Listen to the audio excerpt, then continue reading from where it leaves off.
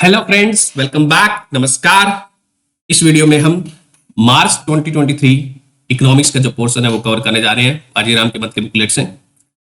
Let us start. पहला जो topic है वो हमारा है स्वामी फंड। स्वामी फंड, यहाँ पे आई आएगा स्वामी, ठीक है। स्वामी fund, special window for affordable and middle income housing. इसकी फुल फॉर्म क्या है? Special window for affordable and middle income housing. इसको लॉन्च किया गया था 2019 में, ठीक है। तो ये एक स्पेशल फंड बनाया गया है जो कि affordable and middle income group housing है, उनको जो प्रोजेक्ट होते हैं उनको ये फाइनेंस प्रोवाइड करता है। It is registered as a category two alternative investment fund, register किया गया है सेबी के पास में, ठीक है। इसको मैनेज कौन करता है? स्वामी फंड को एसबीआई कैप वेंचर्स है, वो इसको मैनेज करते हैं। एसबीआई कैप इसको वेंचर है जो कि एसबीआई की एक होली ओन्ड सब्सिडरी है, वो इसको मैनेज करती है, इसका इन्वेस्टमेंट मैनेजर है, ठीक है। तो ये इंडिया का लार्जेस्ट सोशल इंपैक्ट को फंडिंग करने वाला फंड है। तो स्वामी fund is India largest social impact fund. It provide करता है, ये फाइनेंस देता है किसको? स्ट्रेस एंड स्टॉल्ड जो ब्राउनफील्ड रेजिडेंशियल प्रोजेक्ट होते हैं उनको ये फाइनेंस देता है, ठीक है। तो स्वामी fund provide finance to the stressed as well as stalled residential projects है, ऐसे प्रोजेक्ट जिनके पास पैसों की कमी के कारण जो बंद हो गए हैं उनको ये फाइनेंस देने की कोशिश करता है, ठीक है। उनको जो ऑलरेडी जो प्रोजेक्ट चलते हैं उनको हम बोलते हैं ब्राउनफील्ड प्रोजेक्ट। जो नया प्रोजेक्ट स्टार्ट होता है उसको हम क्या कहते हैं? ग्रीनफील्ड प्रोजेक्ट, ठीक है। तो व्हाट आर द क्राइटेरिया? इसमें प्रोजेक्ट को कैसे चुना जाता है, कैसे सिलेक्ट किया जाता है फाइनेंस देने के लिए? इसमें जो प्रोजेक्ट को जो चुना जाएगा उसमें उन्हीं प्रोजेक्ट को फाइनेंस दिया जाएगा जो कि स्टॉल्ड प्रोजेक्ट होंगे, stalled due to the lack of fund. दूसरा है affordable and middle income housing है, वो इसके अंदर उसको फंड दिया जाएगा। इसमें इसका जो प्रोजेक्ट होगा उसको क्या रेरा के साथ रजिस्टर होना पड़ेगा। RERA real estate regulatory authority है, उसके साथ इसमें रजिस्टर प्रोजेक्ट होंगे, उन्हीं को दिया जाएगा फाइनेंस के थ्रू। एंड इसका जो नेट, इसमें उन प्रोजेक्ट को फाइनेंस दिया जाएगा जिनका नेट वर्थ पॉजिटिव प्रोजेक्ट है। ऐसे प्रोजेक्ट जिनकी जो क्या है नेट वर्थ क्या है पॉजिटिव आ रही है, उन्हीं प्रोजेक्ट को फाइनेंस दिया जाएगा। एंड ऐसे प्रोजेक्ट जो बहुत पास है, जिनको मतलब थोड़ा सा पैसा प्रोवाइड करते तो वो कंप्लीट हो जाएंगे, उनको उसमें प्रायोरिटी दी जाती है। तो those project which are very close for completion they are given priority under this scheme. तो नेट वर्थ पॉजिटिव का मतलब एक क्या होता है? What is net worth positive project? कौन से प्रोजेक्ट होते हैं? ऐसे प्रोजेक्ट जिनकी वैल्यू ऑफ देयर रिसीवेबल यानी कि जो उन पे जितना कर्जा है, डेप्ट है, प्लस उनका जो अनसोल्ड इन्वेंट्री है, यदि वो इन दोनों का जो सम है, यानी कि वैल्यू ऑफ देयर डेप्ट एंड इन्वेंट्री है, वो ज्यादा है किससे? उनका completion cost and outstanding liability है उनकी उससे ज्यादा है, तब उसको बोला जाता है नेट वर्थ पॉजिटिव प्रोजेक्ट, ठीक है। अब अफोर्डेबल और मिडिल इनकम हाउसिंग ग्रुप कौन सा माना जाता है, उसका क्या क्राइटेरिया है? Affordable and middle income housing group ऐसे प्रोजेक्ट्स या फिर ऐसे हाउसेस जिनका जो क्राइटेरिया है वो 200 स्क्वायर किलोमीटर से कम हो, स्क्वायर मीटर सॉरी, जिनका जो कारपेट एरिया है 200 स्क्वायर मीटर से कम हो, एंड उनका जो प्राइस है वो अलग अलग रीजन में अलग अलग प्राइस है, ठीक है। तो 2 करोड़ से कम हो, मुंबई वाले रीजन में, मुंबई मेट्रोपॉलिटन रीजन है, वहां पे 2 करोड़ से कम का जो प्रोजेक्ट होगा उसको क्या है? मिडिल इनकम ग्रुप हाउसिंग में क्लासिफाई किया जाएगा।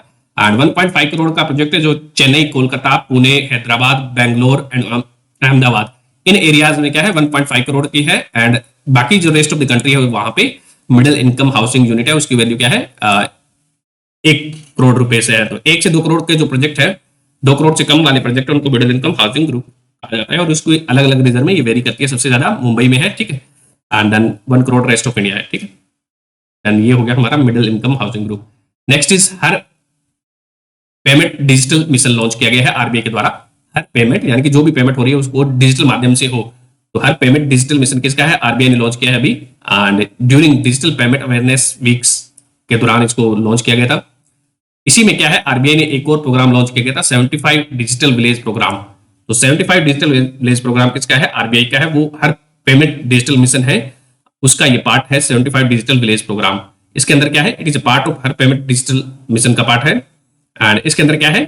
अक्रॉस द कंट्री 75 ऐसे विलेज बनाने हैं जहां पे डिजिटल पेमेंट इनेबल सिस्टम लगे हुए हों, वहां पे डिजिटल पेमेंट इनेबल्ड विलेजेस को बनाना इसका एक लक्ष्य है। एंड इसको जो कौन डेवलप करेगा, इसको डिजिटल विलेज को इंफ्रास्ट्रक्चर को कौन डेवलप करेगा? जो पेमेंट सिस्टम ऑपरेटर होते हैं, जैसे कि एनपीसीआई है, मास्टर कार्ड है, एसबीआई है, या फिर बैंक्स है, पेमेंट सिस्टम ऑपरेटर है जो कि वो अडॉप्ट करेंगे विलेजेस को और वहां पे ये सिस्टम है वो डेवलप करेंगे डिजिटल पेमेंट इंफ्रास्ट्रक्चर का सिस्टम। तो कौन डेवलप करेगा? Payment system operators. Payment system operators होते हैं, दे आर आरबीआई के साथ ऑथोराइज्ड क्या है वो सिस्टम होते हैं पेमेंट सिस्टम, जैसे कि एनपीसीआई है, मास्टर कार्ड है, ये हमने देख लिया। ठीक है, next is fugitive economic offender. ठीक है, तो फ्यूजिटिव इकोनॉमिक ऑफेंडर को क्लासिफाई किया जाता है फ्यूजिटिव इकोनॉमिक ऑफेंडर एक्ट 2018 के अंदर इसको डिफाइन किया जाता है। एंड फ्यूजिटिव इकोनॉमिक ऑफेंडर कौन सा होता है? कोई भी पर्सन, एनी इंडिविजुअल अगेंस्ट हुम warrant for arrest in relation to scheduled offense has been issued in any court of India।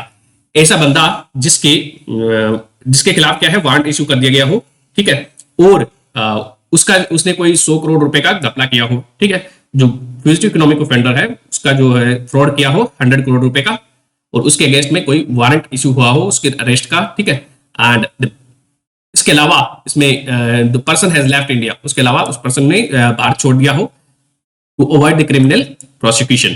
and third is इसमें जो फोर्थ कंडीशन है वो है रिफ्यूज टू रिटर्न इंडिया, यानी कि कोई एक बंदा है जैसे कि नीरव मोदी है, वो 100 करोड़ रुपए से ज्यादा का घपला करके बाहर चला गया है और वो वापस नहीं आना चाहता है देश में, हमारे देश में, ठीक है, तो उसको क्या है फ्यूजिटिव इकोनॉमिक ऑफेंडर इसमें क्लासिफाई कर दिया जाता है गवर्नमेंट के द्वारा। तो ये इसके लिए क्लासिफाई करने के लिए 2018 में फ्यूजिटिव इकोनॉमिक ऑफेंडर एक्ट लाया गया था गवर्नमेंट के द्वारा 2018 में। ठीक है, तो इसमें कैसे क्लासिफाई किया जाता है इंडिविजुअल को? What is the process to declare fugitive economic offender? इसमें क्या है, जैसे कि इसका जो मेन एजेंसी है वो ईडी है, ठीक है, तो इसमें जो पहले एप्लीकेशन जाती है कोर्ट के पास, उसमें कारण बताए जाते हैं कि क्यों इस पर्सन को क्या है फ्यूजिटिव इकोनॉमिक ऑफेंडर डिक्लेयर किया जा रहा है। तो application in court for stating the reason उसके लिए दी जाती है एंड उसमें बताया जाता है कि वो बंदा कहाँ पे है, ठीक है, information about its whereabouts and उसकी क्या क्या प्रॉपर्टी है, ठीक है। फ्यूजिटिव इकोनॉमिक ऑफेंडर के अंदर उसकी प्रॉपर्टी को बताया जाता है और फिर एक बार उसको क्लासिफाई कर दिया गया फ्यूजिटिव इकोनॉमिक ऑफेंडर, तब उसकी प्रॉपर्टी को सील कर दिया जाता है, यानी कि उसका कन्फिस्केट कर लिया जाता है। ऐसी properties which are proceeds of crime उनको क्या है कन्फिस्केट कर लिया जाता है गवर्नमेंट के द्वारा, ठीक है। तो ये जो एक्ट था fugitive economic offender act 2018, it discourage करता है फ्यूजिटिव इकोनॉमिक ऑफेंडर को बाहर भागने से, क्योंकि उसको वापस लाया जा सकता है एंड ये प्रमोट करता है रूल ऑफ लॉ को। इकोनॉमिक ऑफेंस, इसमें जो कौन कौन से इकोनॉमिक ऑफेंस क्लासिफाई किए गए हैं कुछ दिए हुए हैं, जैसे फ्रॉड हो सकता है, इकोनॉमिक फ्रॉड, फिटिंग हो सकता है, मनी लॉन्ड्रिंग हो सकता है, tax evasion.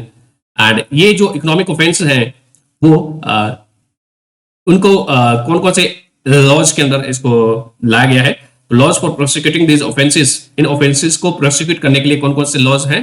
Prevention of money laundering act 2002, benami property transaction act 1988, benami property act transaction act 1988 and companies act 2003 है, कंपनीज एक्ट 2003, उसके अंदर ये ऑफेंसेस है उसको क्लासिफाई किया गया और इस पे प्रोसिक्यूट किया जा सकता है ये इन ऑफेंसेस के अंदर। Next is national programme for bovine breeding and dairy development. तो there was a programme, national programme for bovine breeding and development, ये प्रोग्राम है मिनिस्ट्री ऑफ एनिमल हस्बेंड्री का। तो उसने एक उसके अंडर में एक प्रोग्राम चलाया गया था राष्ट्रीय गोकुल मिशन 2014 में, 2014 में क्या है राष्ट्रीय गोकुल मिशन चलाया गया था गवर्नमेंट के द्वारा। इसका एम क्या था राष्ट्रीय गोकुल मिशन का? To conserve and develop indigenous breed in a scientific manner. तो इंडिजिनियस ब्रीड है उनको कंजर्व करना है और डेवलप करना है साइंटिफिक मैनर में। इसका ऑब्जेक्टिव क्या था? राष्ट्रीय गोकुल मिशन का ऑब्जेक्टिव है टू ब्रीड इंप्रूवमेंट करना था, ब्रीड इंप्रूवमेंट करना है वाया जेनेटिक सिलेक्शन के द्वारा, एंड मिल्क प्रोडक्शन है उसको भी इंक्रीज करना है, प्रोडक्टिविटी जो है इंडिजिनियस जो बोवाइन है उसकी प्रोडक्टिविटी को इंक्रीज करना है। इसके अंदर क्या है कुछ के इसमें स्टेप्स लिए गए हैं राष्ट्रीय गोकुल मिशन के अंदर, जैसे कि गोकुल ग्राम्स डेवलप किए जाएंगे। गोकुल ग्राम क्या होते हैं? These are integrated indigenous cattle centre है। Gokul Gram is integrated indigenous cattle centre. इसके अंदर गोपालन संघ बनाया जाएगा, गोपालन संघ जिसको बोला जाता है ब्रीडर सोसाइटी है उनको बोला जाता है गोपालन संघ। एंड इसके अंदर क्या है राष्ट्रीय गोकुल मिशन के अंदर क्या है disease free high genetic merit bull का जो है वो डिस्ट्रीब्यूट किया जाएगा, disease free high genetic merit bull का डिस्ट्रीब्यूट किया जाएगा। एंड इसके अंदर क्या है फार्मर्स को इंसेंटिवाइज किया जाएगा एंड इंस्टीट्यूट है उनको भी जो कि इंसेंटिवाइज किया जाएगा ताकि इंफ्रास्ट्रक्चर डेवलप किया जा सके, आईवीएफ वगैरह का इंफ्रास्ट्रक्चर है। इसके अंदर में एक और प्रोग्राम है strengthening of bull mother farm. तो बुल मदर फार्म है उनको भी स्ट्रेंथन किया जाएगा, बुल मदर फार्म, ठीक है। इसके अलावा इसके अंदर नेशनल कामधेनु ब्रीडिंग सेंटर बनाए जाएंगे। National Kamdhenu breeding centre centre of excellence की तरह इनको डेवलप किया जा रहा है। National Kamdhenu breeding centre to breed development and conservation का काम करेगा वो नेशनल कामधेनु ब्रीडिंग सेंटर, ठीक है। इसके अंदर ई पशु हाट बनाया गया है। ई पशु हाट नकुल प्रजनन बाजार, तो ई पशु हाट नकुल प्रजनन बाजार ये क्या है, ये ई मार्केट प्लेस है जहां पे ब्रीडर होता है उसको कनेक्ट किया जाता है फार्मर के साथ। तो breeder is connected with the farmer, ठीक है। जैसे बुल की कोई किसी के पास ब्रीड है अच्छी तो उसको इसके साथ कनेक्ट किया जाएगा फार्मर जिसको वो ब्रीड चाहिए। एंड इसके अंदर पशु संजीवनी लॉन्च किया गया है। पशु संजीवनी राष्ट्रीय गोकुल मिशन का भी पार्ट है, जिसके अंदर जो क्या है एक एनिमल वेलफेयर प्रोग्राम है। एंड इसमें एनिमल को डिजिटल हेल्थ आईडी प्रोवाइड की जाती है, एनिमल की टैगिंग की जाती है, डिजिटल हेल्थ आईडी, नकुल पत्र बोला जाता है उसको। नेक्स्ट इज यूज ऑफ, इसमें क्या है एडवांस टेक्नोलॉजी का भी यूज प्रमोट कर रही है ये गोकुल मिशन के अंदर, जैसे कि इनविट्रो फर्टिलाइजेशन है। एंड दूसरा जो टेक्नोलॉजी यूज की जाती है वो ब्रीड सिलेक्शन के लिए कौन सी है, वो multiple ovulation embryo transfer technology है, वो यूज की जाएगी। Multiple ovulation embryo transfer technology and in vitro fertilisation, इनके बारे में और भी पढ़ सकते हो आप, और डिजीज फ्री फीमेल बोवाइन को क्रिएट करने के लिए, तो लैब में ये क्रिएट करने के लिए इनको इस टेक्नोलॉजी को यूज किया जाता है।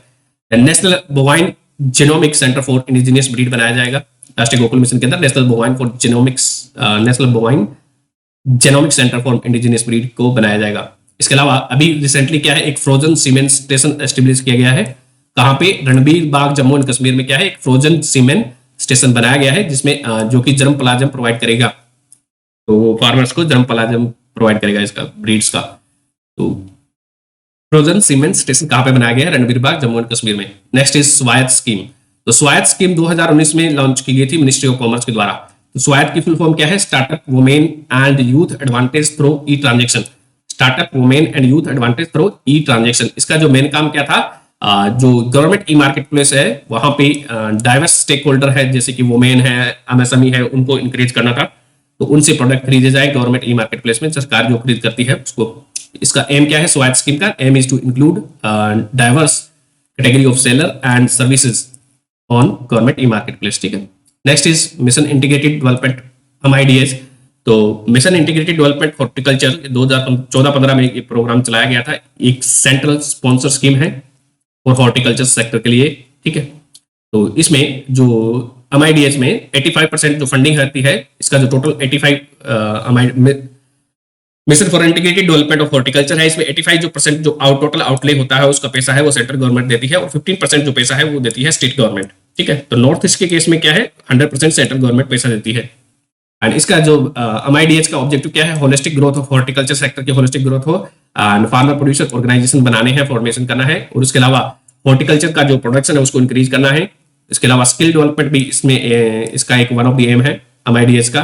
तो रूरल यूथ है उनको स्किल प्रोवाइड की जाएगी, ताकि जो हार्वेस्टिंग है, post harvesting and cold storage chain को डेवलप किया जा सके, और वहां पे क्या है उनको अच्छा रोजगार मिल सके by providing the forward and backward linkages, ठीक है। नेक्स्ट इज MIDH में है सेंटर ऑफ एक्सीलेंस बनाए जा रहे हैं, तो उसमें मिनिस्ट्री ऑफ एग्रीकल्चर है वो सेंटर ऑफ एक्सीलेंस डेवलप कर रही है इसके अंदर।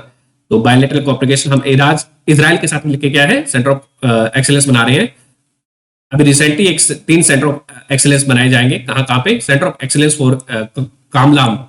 तो कामलाम के लिए, कामलाम को बोला जाता है ड्रैगन फ्रूट है, तो कामलाम और ड्रैगन फ्रूट इसका लिए सेंटर ऑफ एक्सीलेंस बनाया जाएगा। कहाँ पे बनाया जाएगा, Indian institute of horticulture research Bengaluru में इसको एस्टेब्लिश किया जाएगा। Centre of excellence for dragon fruit और Kamalam will be establish at Indian institute of horticulture research in Bengaluru, ठीक है। मैंगो एंड वेजिटेबल के लिए कहाँ पे बनाया जाएगा, ये बनाया जाएगा जजपुर उड़ीसा में।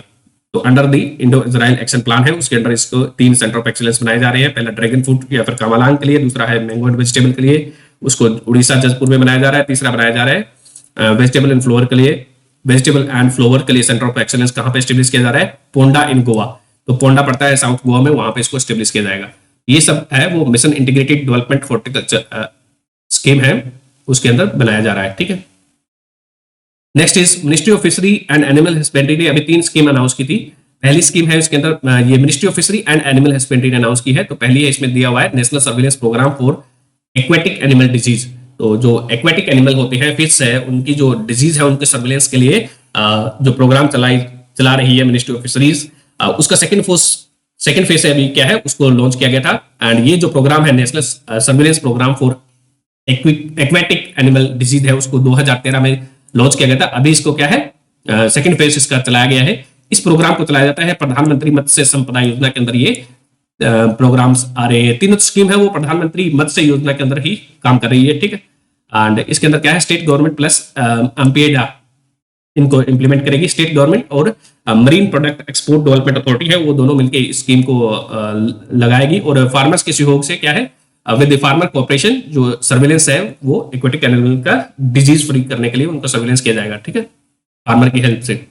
एंड ये सारा काम हो रहा है पीएम मत्स्य संपदा योजना के अंदर। पीएम मत्स्य संपदा योजना के अंदर भी एक श्रिम्प से रिलेटेड सेकंड प्रोग्राम जो गवर्नमेंट द्वारा लॉन्च किया गया है वो है genetic improvement programme for Indian white shrimp. तो जो व्हाइट श्रिम्प है उनका जेनेटिक इंप्रूवमेंट के लिए प्रोग्राम चलाया जाएगा मिनिस्ट्री ऑफ फिशरीज के द्वारा। अभी क्या है जो हम 70% जो सी फूड एक्सपोर्ट करते हैं उसमें क्या होता है शेयर किसका होता है, श्रिम्प का शेयर होता है। तो 70% of seafood export is shrimp होता है, ठीक है। एंड जो हम श्रिम्प जो कल्टीवेट किया जाता है इंडिया में जो मेजरली है वो एक्सोटिक वैरायटी कल्टीवेट की जाती है, यानी कि जो बाहरी देश की जो वैरायटी है पीनस, ये नाम दिया हुआ है पिनाइस वेनिमेस, जो भी नाम है पिनाइस वेनामी है जो कि एक एक्सोटिक पैसिफिक व्हाइट श्रिम्प है। तो penaeus vannamei is a exotic Pacific white shrimp है एंड ये हमारे देश में ज्यादा कल्टीवेट की जाती है। जबकि जो ये क्या होती है डिजीज फ्री होती है। तो ये जो exotic white Pacific white shrimp है दैट इज एक्सोटिक फ्री है, ये इंडिया में ज्यादा कल्टीवेट की जाती है और इसी का एक्सपोर्ट किया जाता है। जबकि जो हमारी देसी जो भारत की श्रिम्प वैरायटी है इंडियन व्हाइट श्रिम्प है वो डिजीज प्रोन ज्यादा होती है। एंड इसकी जो वैरायटी का नाम है उसका नाम क्या है, इसका दिया हुआ है इंडियन व्हाइट श्रिम्प है, इसका नाम है पिनियस इंडिकस, ठीक है। तो पिनियस इंडिकस है वो इसका नाम है इंडियन व्हाइट श्रिम्प का है। तो इसलिए गवर्नमेंट ने क्या है जो एक्सोटिक वैरायटी है उसका ज्यादातर शेयर होता है। तो कोई भी डिजीज आती है या फिर कोई भी यदि ये पैसिफिक वाली ये उस पर खतरा हो जाए तो only single variety of shrimp हम प्रोड्यूस कर रहे हैं। यदि कोई डिजीज वगैरह आ जाती है तो वो पूरा उसमें जो इन्वेस्टमेंट वगैरह है वो खतरे में रहता है। इसलिए गवर्नमेंट क्या है ये सेकंड वैरायटी है जो इंडियन वैरायटी है उसको भी प्रमोट कर रही है। इसके लिए इसका जेनेटिक इंप्रूवमेंट किया जाएगा ताकि इसको डिजीज फ्री बनाया जा सके। एंड प्रधानमंत्री मत्स्य संपदा योजना के अंदर है 25 करोड़ रुपीज है वो श्रिम्प के लिए दिए गए हैं। ये जो स्कीम है उसके लिए 25 करोड़ अलोकेट किए गए हैं। Genetic improvement programme of Indian white shrimp के लिए कितने 25 करोड़ अंडर विच स्कीम प्रधानमंत्री मत्स्य संपदा योजना। तीसरा स्कीम है वो जो श्रिम्प फार्मर होते हैं उनको लिए क्रॉप इंश्योरेंस प्रोवाइड की जाएगी। तो उनको लिए क्रॉप इंश्योरेंस प्रोडक्ट डेवलप किए जाएंगे बाय मिनिस्ट्री ऑफ फिशरीज, उसके लिए shrimp crop insurance product develop करेगी। एंड जिसमें क्या है यदि एक ही वैरायटी ऑफ श्रिम्प हम प्रोड्यूस कर रहे हैं यदि उस पर खतरा आ जाता है तो उसमें क्या है गवर्नमेंट क्या है 80% कॉस्ट है वो बोर्न करेगी, कंपनसेट किया जाएगा up to 80% of the cost, ठीक है। Next is animal husbandry stats release किए गए थे। Animal husbandry statistic report release की गई थी ministry of fishery and animal husbandry के द्वारा। इसमें डेटा दिया हुआ है वो हम देखते हैं। तो लाइव स्टॉक सेक्टर है उसका एग्रीकल्चर में कितना शेयर है 30% है। तो लाइव स्टॉक सेक्टर का share of live stock sector in agriculture is 30% है। एंड लाइव स्टॉक का टोटल जीवीए में जो कितना है हमारा जो टोटल देश का जीवीए है उसमें 5% शेयर है, जबकि एग्रीकल्चर जीवीए में इसका 30% शेयर है, ठीक है। मिल्क प्रोडक्शन में सबसे ज्यादा बात करें तो हम इंडिया कितना मिल्क प्रोड्यूस करता है। India is largest producer of milk. पहली बात है कि इंडिया लार्जेस्ट प्रोड्यूसर है मिल्क का। हम 220 million tonne of milk produce करते हैं जो कि पिछले साल के कंपेयर में 5% इंक्रीज हुआ है। तो मिल्क प्रोडक्शन कितना इंक्रीज हुआ है ये जो डेटा है वो 2021-22 का है। 2021-22 का है। इस रिपोर्ट का नाम है एनिमल हस्बेंड्री स्टैटिस्टिक रिपोर्ट 2022। इसमें 2021-22 का डेटा दिया हुआ है। उसमें से हम 2021-22 का हम पिछले साल के कंपेयर करें यानी कि 2020-21 के कंपेयर में 5% इंक्रीज हुआ है मिल्क प्रोडक्शन। एंड अभी हमारे देश में कितना मिल्क प्रोडक्शन होता है 220 मिलियन टन का मिल्क प्रोडक्शन होता है। एंड इसमें सबसे ज्यादा टॉप नंबर 1 पे राजस्थान आ गया है 15.05% के साथ। यूपी को पछाड़ दिया है। यूपी सेकंड नंबर पे हो गया अभी। राजस्थान के बाद यूपी, फिर तीसरे नंबर पे एमपी है, चौथे पे गुजरात है। तो राजस्थान, यूपी, एमपी, गुजरात, ठीक है, टॉप 4 मिल्क प्रोड्यूसर। पहले पे राजस्थान है, दूसरे पे यूपी है, तीसरे पे एमपी है, चौथे पे गुजरात है, ठीक है। पर कैपिटा मिल्क अवेलेबिलिटी कितनी है इंडिया में? इंडिया में जो पर कैपिटा मिल्क की अवेलेबिलिटी है वो 444 ग्राम पर डे है, 444 ग्राम पर डे मिल्क अवेलेबिलिटी है पर कैपिटा इंडिया में, ठीक है। Next is egg production. तो कितना एग प्रोड्यूस करते हैं हम? 130 बिलियन नंबर में 130 बिलियन एग प्रोड्यूस करते हैं हम, जो लास्ट ईयर के कंपेयर में 6% इंक्रीज हुआ है। कितना? 6% का इंक्रीज हुआ है इसमें। सबसे ज्यादा एग कौन प्रोड्यूस करता है? आंध्र प्रदेश प्रोड्यूस करता है। 20% egg is produce by Andhra Pradesh. दूसरे पे तमिलनाडु प्रोड्यूस करता है। सबसे ज्यादा आंध्र प्रदेश करता है, दूसरे पे तमिलनाडु करता है, तीसरे पे तेलंगाना करता है, चौथे पे वेस्ट बंगाल करता है। एग प्रोडक्शन को बोलते हैं सिल्वर रिवॉल्यूशन बोलते हैं। पर कैपिटा कितना एग अवेलेबल है इंडिया में? पर कैपिटा एग अवेलेबिलिटी है 95 एग, यानी कि 95 number of egg per annum. एक साल में एक बंदे को 95 एग मिल सकते हैं। Per capita availability of egg is 95, ठीक है। टोटल कितने हैं? 130 बिलियन एग हम प्रोड्यूस करते हैं। एंड सबसे ज्यादा आंध्र प्रदेश, दूसरे नंबर पर तमिलनाडु, तीसरे पे तेलंगाना। मीट प्रोडक्शन के बारे में बात करें तो मीट प्रोडक्शन इंडिया करता है लगभग 9 मिलियन टन का मीट प्रोडक्शन करते हैं हम, जो लास्ट ईयर के कंपेयर में इंक्रीज हुआ है, 0.3% का इंक्रीज हुआ है, ठीक है। पर कैपिटा कितना मीट अवेलेबल है? पर कैपिटा मीट अवेलेबिलिटी है वो हमारे देश में कितनी है? 6.82 किलोग्राम पर एनम। लगभग 6.8 किलोग्राम पर एनम है वो मीट अवेलेबल है कंट्री के अंदर। सबसे ज्यादा मीट कौन प्रोड्यूस करता है? महाराष्ट्र करता है, दूसरे पे यूपी करता है। महाराष्ट्र, यूपी, वेस्ट बंगाल। सबसे ज्यादा कौन? महाराष्ट्र, दूसरे पे यूपी, तीसरे पे वेस्ट बंगाल मीट प्रोडक्शन में। वूल प्रोडक्शन में आ जाते हैं हम। वूल यानी कि जो कॉटन वाली वूल मतलब ऊन। वूल प्रोडक्शन में वूल हम कितनी प्रोड्यूस करते हैं? 33,000 टन। 33,000 टन हमने वूल का प्रोडक्शन किया है 2021-22 में। एंड सबसे ज्यादा वूल है वो कौन प्रोड्यूस करता है? राजस्थान करता है 45%।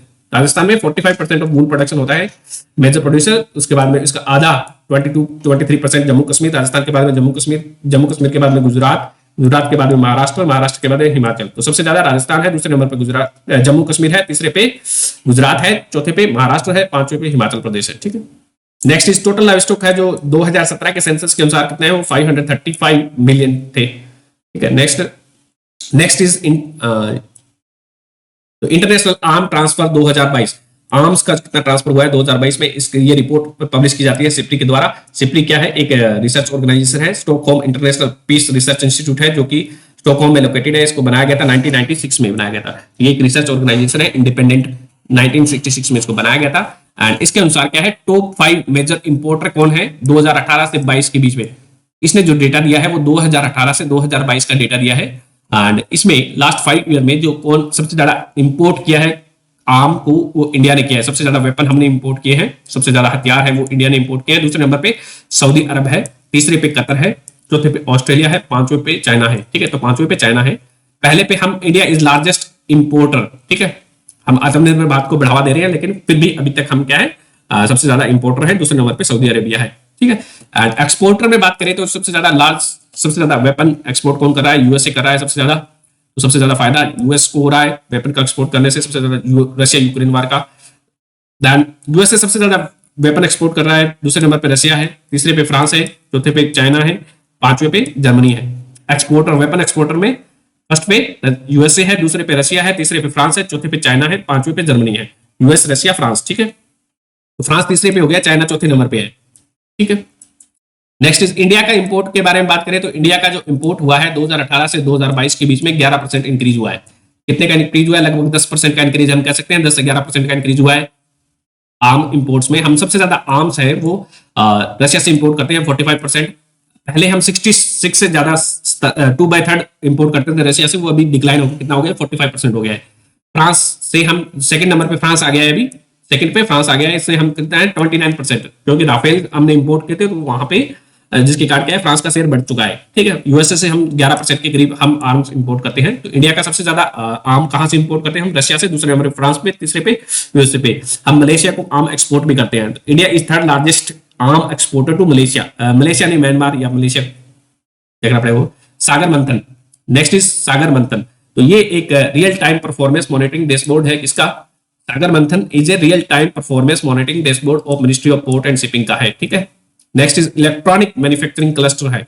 गवर्नमेंट ने कहा है कि वो अभी इलेक्ट्रॉनिक मैन्युफैक्चरिंग क्लस्टर बनाएगी। कहां पे? धारवाड़, कर्नाटक में बनाया जाएगा। धारवाड़ इन कर्नाटक इलेक्ट्रॉनिक मैन्युफैक्चरिंग क्लस्टर बनाया जाएगा।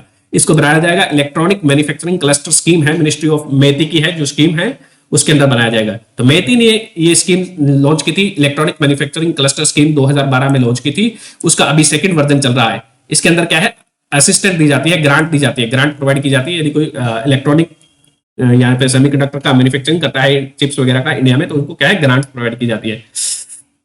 तो इसका जो सेकंड वर्जन है EMC 2.0 है, इलेक्ट्रॉनिक मैन्युफैक्चरिंग क्लस्टर स्कीम है, उसको 2.0 2020 से चलाई, इसका 2.0 2020 से चल रही है, वैसे ये 2012 से चल रही है स्कीम।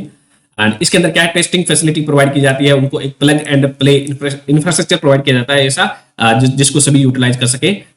जैसे कि टेस्टिंग है, उसमें इंफ्रास्ट्रक्चर जैसे रोड की तरह ही वहां पे क्या है, एक काइंड ऑफ लैब वगैरह है, वहां पे टेस्टिंग वगैरह सारी कंपनी में कर सकती है। तो plug and play infrastructure model है वो इलेक्ट्रॉनिक मैन्युफैक्चरिंग क्लस्टर स्कीम में डेवलप किया जाता है। तो इलेक्ट्रॉनिक मैन्युफैक्चरिंग क्लस्टर स्कीम के अंदर है वो ग्रीनफील्ड, इसके अंदर क्या है, जो ग्रांट दी जाती है वो ग्रीनफील्ड इलेक्ट्रॉनिक मैन्युफैक्चरिंग क्लस्टर है, यानी कि जो नया इलेक्ट्रॉनिक मैन्युफैक्चरिंग का क्लस्टर बना रहे हैं उसके लिए भी ग्रांट दी जाती है। दूसरा है ब्राउनफील्ड, यानी कि जो एग्जिस्टिंग है उसको अपग्रेड करना है तो उसके लिए भी ग्रांट दी जाती है। तो ग्रीनफील्ड इलेक्ट्रॉनिक मैन्युफैक्चरिंग क्लस्टर के लिए कितनी ग्रांट दी जा सकती है, 50% जो प्रोजेक्ट है उसकी कॉस्ट है वो दी जाती है, 50% ऑफ द प्रोजेक्ट कॉस्ट, और 50 करोड़ इनमें से जो भी ज्यादा होगा वो दी जाएगा, ठीक है। 50% ऑफ द प्रोजेक्ट कॉस्ट, और मैक्सिमम कितना है, 50 करोड़, ठीक है, वो दिया जा सकता है। तो मैक्सिमम 50 करोड़ है, 50% ऑफ प्रोजेक्ट, और 50 करोड़ मैक्सिमम, ठीक है। एंड ये दिया जाता है पर 100 एकड़ ऑफ द लैंड, पर 100 एकड़ ऑफ द लैंड में ये दिया जाता है। यदि 100 एकड़ लैंड में कोई प्रोजेक्ट बनाना है तो उसको ये दिया जाएगा, ठीक है। ब्राउन फील्ड जो इलेक्ट्रॉनिक मैन्युफैक्चरिंग क्लस्टर है उसके लिए 75% की ग्रांट दी जाती है। तो ग्रीन फील्ड में कम दी जाती है, ब्राउन फील्ड में ज्यादा है, 75% दी जाती है, और 50 करोड़ मैक्सिमम कितनी है, 50 करोड़ पर प्रोजेक्ट, ये पर प्रोजेक्ट है ये, ठीक है। उसका ये पर 100 एकड़ के लिए है, ये पर प्रोजेक्ट है। तो इसमें ज्यादा कौन सी होगी ये हम नहीं बता सकते, क्योंकि ये पर 100 एकड़ है और ये पर प्रोजेक्ट है, ठीक है। तो यहाँ पे 75% उसका जो है ये ग्रांट दी जाएगी, ठीक है, ब्राउन फील्ड के लिए। ग्रीन फील्ड के लिए 50% ऑफ द प्रोजेक्ट कॉस्ट और 50 करोड़, ब्राउन फील्ड के लिए 75% ऑफ द प्रोजेक्ट कॉस्ट और 50 करोड़ पर प्रोजेक्ट, ठीक है, ये पर 100 एकड़ है। Next is city finance ranking 2022। City finance ranking 2022 किसके द्वारा रिलीज की गई थी, ministry of housing and urban affair के द्वारा इसको रिलीज किया गया है। इसके अंदर कुछ पैरामीटर कंसीडर किए गए हैं, 3 पैरामीटर पर ये रैंकिंग निकाली गई है। सिटी फाइनेंस रैंकिंग है, तो यानी कि जो सिटीज है यानी कि म्युनिसिपैलिटी है उनकी कैसी फाइनेंस हो, उनकी फाइनेंशियल हेल्थ को इसमें चेक किया जाता है। तो इसमें 3 पैरामीटर कंसीडर किए जाते हैं कि कौन सी म्युनिसिपैलिटी कितना अपना रिसोर्स मोबिलाइजेशन कर रही है, उसका एक्सपेंडिचर परफॉर्मेंस कैसी है, और तीसरा उसमें उसकी फिस्कल गवर्नेंस कैसा है। तो म्युनिसिपैलिटी की यहाँ पे क्या चेक की 3 parameter, resource mobilisation, expenditure performance and fiscal governance यहाँ पे चेक किया जाता है। इसमें इसका ऑब्जेक्टिव क्या है, सिटी फाइनेंस रैंकिंग का objective is to evaluate, recognise and reward. इसमें इवैल्यूएट करेंगे म्युनिसिपैलिटी की हेल्थ को, फिस्कल हेल्थ को, फिर उसको रिकॉग्नाइज करेंगे, फिर उसको जो अच्छा परफॉर्म करेगा या इंप्रूव करेगा उसको रिवार्ड दिया जाएगा, ठीक है। तो municipality bodies with good financial health, इसमें जो सिटीज है उनको 4 कैटेगरीज में डिवाइड किया गया है। According to population cities are divided into 4 categories. पहला जो इसमें कैटेगरी होता है वो 40 लाख से ज्यादा की कैटेगरी बनाई गई है। दूसरा है 10 लाख से 40 लाख की पॉपुलेशन के आधार पर है। तीसरा 1 लाख से 40 लाख की पॉपुलेशन वाले सिटीज हैं, and fourth is less than 1 lakh वाली पॉपुलेशन है, उनको वो सिटीज आते हैं, ठीक है। इन चारों कैटेगरीज में टॉप 3 में जो भी आएगा, टॉप 3 में जिसकी रैंक होगी उसको अवार्ड दिया जाएगा, ठीक है। तो उनको क्या है, इस कैटेगरी में उनको अवार्ड दिया जाएगा। Next is PM Mitra park. तो prime minister integrated textile region and apparel ये स्कीम लॉन्च की गई थी गवर्नमेंट के द्वारा बजट 2021 में। Prime minister mega integrated textile region and apparel parks है वो बनाए जाएंगे इसमें पीएम मित्रा पार्क में। बजट 2021 में इसको लॉन्च किया गया था। प्राइम मिनिस्टर का जो विजन है 5F का विजन है इस स्कीम के लिए। 5F का विजन दिया था, farm to fibre, fibre to factory, factory to fashion, fashion to foreign market में फॉरेन एक्सचेंज रन करना है। Farm to fibre, fibre to factory, farm to fibre, fibre to factory, factory से fashion, फैशन से foreign market, ठीक है। इस scheme का एम क्या है, पीएम मित्रा स्कीम का aim is to develop integrated textile value chain develop करना है from spinning, weaving and processing और डाइंग एंड प्रिंटिंग। तो इंटीग्रेटेड वैल्यू चेन डेवलप करनी है, कहां से लेके, स्पिनिंग से लेके weaving, processing, dyeing and printing of the garment manufacturing at one location. एक लोकेशन पे ये सारा काम हो जाना चाहिए, स्पिनिंग, वीविंग, प्रोसेसिंग, डाइंग वगैरह, ठीक है। उसके लिए एक इंटीग्रेटेड वैल्यू चेन बनाने के लिए ये स्कीम लॉन्च की गई है गवर्नमेंट के द्वारा। इसके फर्स्ट फेज में गवर्नमेंट का टारगेट रखा गया था, इसके अंदर जो पार्क्स बनाए जाएंगे 7 स्टेट में फर्स्ट फेज में इसमें पार्क बनाए जाएंगे। एंड जो मिनिमम पार्क बनाया जाएगा उसका जो मिनिमम एरिया होगा वो 1000 एकड़ का होगा। इसके अंदर जो पीएम मित्र पार्क होगा उसका मिनिमम एरिया कितना होगा, 1000 एकड़ होगा। एंड ये जो पार्क है वो 7 स्टेट में इनिशियली बनाए जा रहे हैं, Tamil Nadu, Karnataka, Telangana, MP, Maharashtra, Gujarat and UP. तो ये 7 स्टेट में इसको बनाया जा रहा है।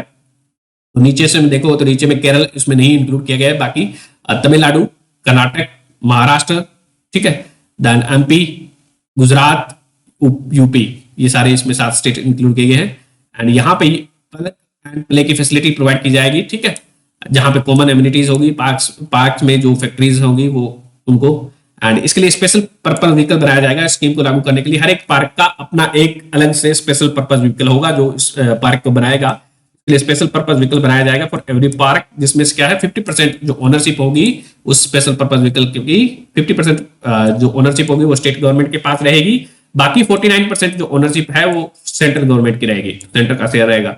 इसमें किसका ज्यादा रहेगा, स्टेट गवर्नमेंट का शेयर कितना, 51%, सेंटर का 49%, ठीक है। इसके अंदर जो पीएम मित्रा के अंदर जो है वो सपोर्ट प्रोवाइड किया जाएगा, financial support, development capital support दिया जाएगा। उसको डेवलप करने के लिए कैपिटल यानी कि पैसा प्रोवाइड किया जाएगा, capital support up to 500 crore रुपए का दिया जाएगा, 500 करोड़ रुपए फॉर ग्रीन फील्ड पार्क। इसमें जो ग्रीन फील्ड पार्क डेवलप किया जाएगा उसके लिए कितना है, 500 करोड़ रुपए दिया जाएगा। एंड ब्राउन फील्ड पार्क बनाया जाएगा पीएम मित्रा के अंदर, तो 200 करोड़ रुपए डेवलपमेंट कैपिटल सपोर्ट दिया जाएगा सेंट्रल गवर्नमेंट के द्वारा। तो 500 करोड़ रुपए है ग्रीन फील्ड के लिए, 200 करोड़ रुपए है ब्राउन फील्ड पार्क के लिए। इसके अलावा इसके एडिशन में क्या है, 300 करोड़ रुपए दिए जाएंगे अर्ली प्रोजेक्ट, यदि वो पार्क है वो उसको पहले कंप्लीट कर ले तो उसको अर्ली कंप्लीशन के लिए क्या है 300 करोड़ रुपए की कंपटीशन इंसेंटिव सपोर्ट दिया जाएगा। 300 करोड़ का competitiveness incentive support will be provided. State government है वो इसके अलावा क्या है, स्टेट गवर्नमेंट है 1000 एकड़ की जो लैंड है वो प्रोवाइड करेगी। एंड जहां पे क्या है इंडस्ट्रियल स्टेट बनाया जाएगा, तो वर्ल्ड क्लास इंडस्ट्रियल स्टेट बनाने के लिए स्टेट गवर्नमेंट है वो, स्टेट गवर्नमेंट 1000 एकड़ की जमीन प्रोवाइड करेगी लैंड को। Next is Samarth scheme. Samarth scheme ये लॉन्च की गई थी मिनिस्ट्री ऑफ टेक्सटाइल के द्वारा। Samarth scheme is of ministry of textile, इसकी फुल फॉर्म क्या है, scheme for capacity building in textile sector. And ये एक्टिव रहेगी कब तक इंप्लीमेंट है, इसका जो इंप्लीमेंटेशन पीरियड है अप टू 2024 है। एंड इसका जो काम क्या है, Samarth scheme is the demand driven placement oriented umbrella skilling programme है। इसके अंदर स्किलिंग प्रोवाइड की जाती है समर्थ के अंदर। It is a demand driven placement oriented, यानी कि जो स्किल प्रोवाइड किए जाएंगे फिर उसका कंपलसरी प्लेसमेंट होता है इसमें। तो demand driven placement oriented umbrella skilling programme है। इसको इंप्लीमेंट कौन कर रही है, इसको इंडस्ट्री प्लस गवर्नमेंट बॉडीज हैं वो मिलकर इसको इंप्लीमेंट कर रही है समर्थ स्कीम को टेक्सटाइल। एंड इसमें क्या है समर्थ स्कीम में स्पिनिंग एंड वीविंग है वो इसका पार्ट नहीं है। तो spinning and weaving related activity है उसके अंदर ट्रेनिंग नहीं प्रोवाइड की जाती है। Spinning and weaving related activity are not part of Samarth scheme. Important है ये। इसका एम क्या है, तो इसमें क्या है इंसेंटिवाइज किया जाता है इंडस्ट्री को जो है स्किल डेवलपमेंट के लिए। एंड इसमें इंसेंटिवाइज किया जाता है स्मर्थ स्कीम के अंदर for job creation in organised textile sector में, जो है ऑर्गेनाइज्ड टेक्सटाइल सेक्टर में जॉब को क्रिएट करना है, इसका एक काम है। एंड इसमें वीविंग और स्पिनिंग को इंक्लूड नहीं किया जाता है। इसके अंदर जो ट्रेनिंग दी जाती है वो क्या होती है, वर्कर्स को जो ट्रेनिंग दी जाएगी वो नेशनल स्किल क्वालिटी फ्रेमवर्क है उसके जो कंप्लायंट है वो ट्रेनिंग दी जाएगी। उसके कोर्स होते हैं वो उसको करिकुलम को फॉलो करते हैं। इसमें अपस्किलिंग एंड रीस्किलिंग की जाएगी वर्कर की, रीस्किलिंग भी की जा सकती है। इसमें मैंडेटरी प्लेसमेंट है समर्थ स्कीम के अंदर। जो मैंडेटरी प्लेसमेंट है वो एंट्री लेवल पे 70% मैंडेटरी प्लेसमेंट है, और दूसरा कोई रीस्किल कर रहा है या फिर अपस्किल कर रहा है तो उसके लिए 90% क्या है, अपस्किलिंग के लिए 90% मैंडेटरी प्लेसमेंट है इसमें। नेक्स्ट इज पीएम अभीम। तो प्राइम मिनिस्टर ये इसको देखो 2000 बजट 2021-22 में गवर्नमेंट ने एक स्कीम अनाउंस की थी, प्रधानमंत्री आत्मनिर्भर स्वस्थ भारत योजना। बजट 2021-22 में प्रधानमंत्री आत्मनिर्भर भारत स्वस्थ योजना लॉन्च की गई थी गवर्नमेंट के द्वारा। उसका नाम बदल के कर दिया गया है पीएम अभीम, ठीक है। पीएम अभीम इसका नाम है, इसका नया नाम है प्रधानमंत्री आयुष्मान भारत। प्रधानमंत्री Ayushman Bharat health infrastructure mission कर दिया गया है। इसमें प्रधानमंत्री आत्मनिर्भर स्वस्थ भारत का नाम बदल के क्या कर दिया गया है, प्रधानमंत्री Ayushman Bharat health infrastructure mission है। मिनिस्ट्री ऑफ हेल्थ की स्कीम है, ठीक है। इसका रीनेम कर दिया गया था। इसका ऑब्जेक्टिव क्या है स्कीम का, प्रधानमंत्री आयुष्मान भारत हेल्थ इंफ्रास्ट्रक्चर, यानी कि हेल्थ इंफ्रास्ट्रक्चर को डेवलप करना है, इसका मेन काम है। तो स्ट्रेंथन द ग्रास रूट, जो ग्रास रूट पे यानी कि गांव वगैरह में क्या है जो प्राइमरी हेल्थ केयर इंस्टीट्यूशन है उनको स्ट्रेंथन करना इसका ऑब्जेक्टिव है। एंड इसके अलावा इसमें IT enabled disease surveillance system establish किया जाएगा इस स्कीम के अंदर। ये मिशन है, एक्चुअली ये मिशन है, तो मिशन के अंदर बहुत सारी स्कीम्स होगी है। ये मिशन का नाम क्या है? प्रधानमंत्री Ayushman Bharat health infrastructure mission है, जिसके अंदर हेल्थ इंफ्रास्ट्रक्चर डेवलप करेंगे, हम प्राइमरी हेल्थ इंस्टीट्यूशन को डेवलप करेंगे, IT enabled disease surveillance system बनाएंगे। इसके अलावा हम रिसर्च कर रहे हैं, इसमें कोविड-19 पे रिसर्च को प्रमोट किया जाएगा और दूसरी भी इन्फेक्टियस डिजीज हैं उन पे भी रिसर्च की जाएगी। एंड इसमें वन हेल्थ अप्रोच को फॉलो किया जाएगा, तो it focuses on one health approach. And इसके जो कंपोनेंट क्या है, इसमें क्या है, ये एक मिशन है, तो मिशन बड़ा होता है, उसमें बहुत सारी स्कीम्स को इंक्लूड किया जाएगा। तो इसका जो कुछ एक सेंट्रल स्पॉन्सर स्कीम होगी और इसके अंदर क्या है, कुछ सेंट्रल सेक्टर की स्कीम होगी। सेंट्रल स्पॉन्सर स्कीम होगी, जैसे कि जो रूरल एरियाज में कौन सी स्कीम चल रही है, Ayushman Bharat health and wellness centre, जो प्राइमरी हेल्थ केयर सेंटर है उनका नाम बदल के कर दिया गया था, कितना health and Ayushman Bharat health and wellness centre उनका नाम कर दिया गया था, ये हमने देखा है, ठीक है। देन सेंट्रल सेक्टर स्कीम है, जैसे कि क्रिटिकल केयर हॉस्पिटल ब्लॉक है, क्रिटिकल केयर हॉस्पिटल ब्लॉक है, वो कि सेंट्रल गवर्नमेंट की स्कीम है, सेंट्रल सेक्टर स्कीम है। सेंट्रल सेक्टर स्कीम कौन सी? क्रिटिकल केयर हॉस्पिटल ब्लॉक है, वो इसका पार्ट है। एंड ये Ayushman Bharat health and wellness centre भी इसका पार्ट है। इसके अलावा next topic is world bank है, वो क्या है, इंडिया को $1 बिलियन का लोन देगा, लैंड कर रहा है, $1 बिलियन लैंड कर रहा है, और जिसमें से हम $500 मिलियन है वो हम पब्लिक हेल्थ सिस्टम और पेंडेमिक प्रिपेयरनेस प्रोग्राम के लिए खर्च करेंगे। तो वर्ल्ड बैंक $1 बिलियन का लोन देगा, जिसमें से कि $500 मिलियन है हम public health system for pandemic preparedness programme है उसके लिए खर्च किया जाएगा, उसमें हम सर्विलेंस सिस्टम को मजबूत करेंगे। तो $500 million is PHSPP public health system for pandemic preparedness programme के लिए। बाकी जो $500 मिलियन है वो खर्च किया जाएगा enhance health service delivery programme के लिए, जो सर्विस डिलीवरी है उसको एनहांस करने के लिए खर्च किया जाएगा, ठीक है। इसमें हम जो रीडिजाइन करेंगे प्राइमरी हेल्थ केयर सिस्टम का, एंड रिस्क असेसमेंट करेंगे, नॉन कम्युनिकेबल डिजीज है उनको भी रिस्क असेसमेंट किया जाएगा। ये दोनों प्रोग्राम है, public health system for pandemic prevention programme है and enhance health service delivery programme है, ये वर्ल्ड बैंक के सपोर्टेड प्रोग्राम है, वर्ल्ड बैंक के द्वारा, ठीक है। तो वर्ल्ड बैंक के प्रोग्राम है ये। एंड इनके लिए क्या है, वर्ल्ड बैंक है जो वो है, उसके लिए programme for restructuring of financial instrument है, इसके लिए यूज किया जाएगा।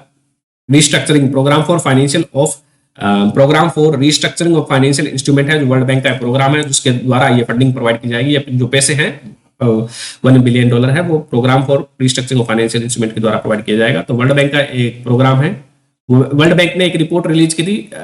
इसके अलावा नेक्स्ट टॉपिक ये हमारा है, वर्ल्ड बैंक ने एक रिपोर्ट रिलीज की जिसका नाम क्या है, world women business and law report. Women business and law report के द्वारा किसके द्वारा पब्लिश की गई है, वर्ल्ड बैंक के द्वारा, ठीक है। तो इसमें world women business and law index है वो पब्लिश किया गया है, ठीक है। इसमें इंडिया का स्कोर आया था वो 74 था आउट ऑफ 100 इंडिया का स्कोर है वो इसमें गिरा है, इसमें डिक्लाइन हुआ है इंडिया का स्कोर। एंड इसमें जेंडर इक्वालिटी पे फोकस रखा गया है, जेंडर इक्वालिटी को उसमें ट्रैक किया जाता है।